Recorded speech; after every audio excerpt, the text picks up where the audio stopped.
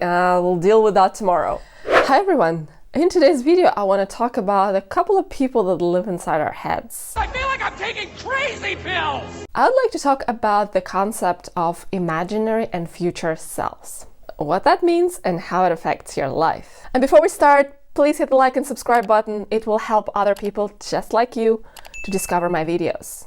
Thank you. Let's start with imaginary self. Who is that? I think I heard this term on one of the Gretchen Rubin's Happier podcast episodes, but I cannot find back this episode, so I might have heard it elsewhere. By imaginary self, I mean a person's view of themselves, how they want to see themselves or how they want others to see them. For example, I want to see myself as someone who goes to gym 6 times a day, so I buy a gym membership, but in reality, I don't really end up going there. Another example is I want to see myself as someone who is serious about music, so I go to a jazz concert even though I may not really like jazz music that much. Or I want to see myself as an avid reader, so I tend to buy lots of books that just wait for their turn on the bookshelf. So the question is that a bad thing? Well, of course not every way we see ourselves is imaginary. The difference is how our actions correspond to that image. I see imaginary self as an aspiration.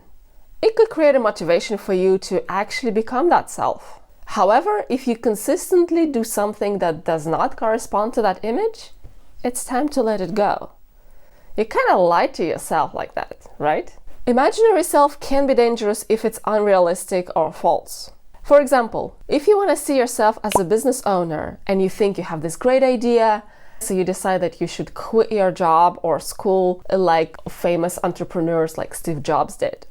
Well, what about all the other people who did that and didn't succeed with their business idea?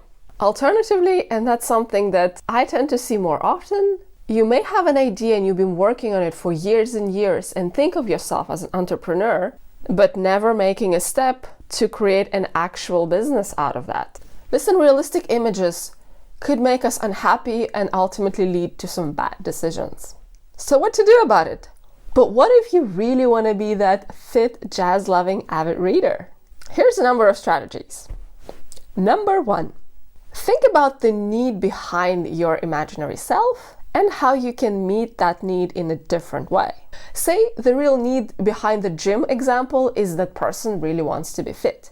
And the gym rat, someone who goes to gym so many times a week, is a mere symbol of it. In this case, you can find a form of exercise that you actually enjoy and can stick to. Maybe you would prefer long walks to the gym session, or a dance class, or a yoga, or a group sports. Number 2, ask yourself, why do you want to be seen as such? Is that because you want other people to like you, accept you, respect you, or admire you? Maybe you want to be a part of a certain group. Is it something trendy and everyone is doing that and you want to keep up? It is very human to think and act like that. Chances are you are enough and people already like you. Maybe you can find other ways to get where you want, being your real self. I'm not a licensed therapist, so I'm not going to give you any advice on this. But I think these are the good questions to ask yourself, and if it really bothers you and you cannot solve it, then it's probably time to bring it to a real therapist. Number 3, if you're absolutely sure you really want to become that person, think about realistic ways to get there. For example, if you want to become an avid reader, make reading your priority. Put it in your schedule. Set up your environment so that it's easy for you to pick up a book and start reading. If you want to learn how to love jazz, maybe read something about it. Talk to people who love it. Talk to people who make that music. From my experience, I would say the more I know about something, the more I like it. And again, if realistically you cannot get there, let it go. Number 4, adjust the image. Let's use the reader example. Say you think that the avid reader is someone who reads at least 100 books a year and anything less is just not worth the title. If in reality you're a slow reader, such image might discourage you from reading more or even enjoying it. You can reframe it as something like, yes, I'm a slow reader, but I read books that I enjoy and I apply what I learned in real life. Let's move on to the future self. Unlike imaginary self, the future self is your actual self, but in the future. It could be tomorrow or 30 years from now. Research shows that people tend to treat themselves in the future as a stranger, as someone else that needs to deal with their problems. And that affects their decision-making in the present. I'll put the links to the studies in the description for this video. How does that work? You can probably recall the situation when you thought like, we'll deal with that tomorrow. Or starting January the 1st, I will go to the gym regularly. In both cases, you thought that in the future you will have a skill or a capacity to perform a certain task or do something. And for now, let's enjoy some instant gratification. Research shows that if you're not psychologically connected to your future self, then you perceive that dealing with something tomorrow as another person's problem. That may lead to making worse health, financial, and ethical decisions because you think that someone else will have to deal with that in the future. For example, spending half of your salary on an expensive trip, not thinking about how you're going to pay your bills in 2 weeks. What to do about it? There are ways to increase so-called psychological connectedness to your future self. In other words, make you associate with that person as yourself. 1. Create a picture of yourself in the future and look at it from time to time. I mean actual photo of yourself looking 30, 40, 50 years older. You could do that using the Face app.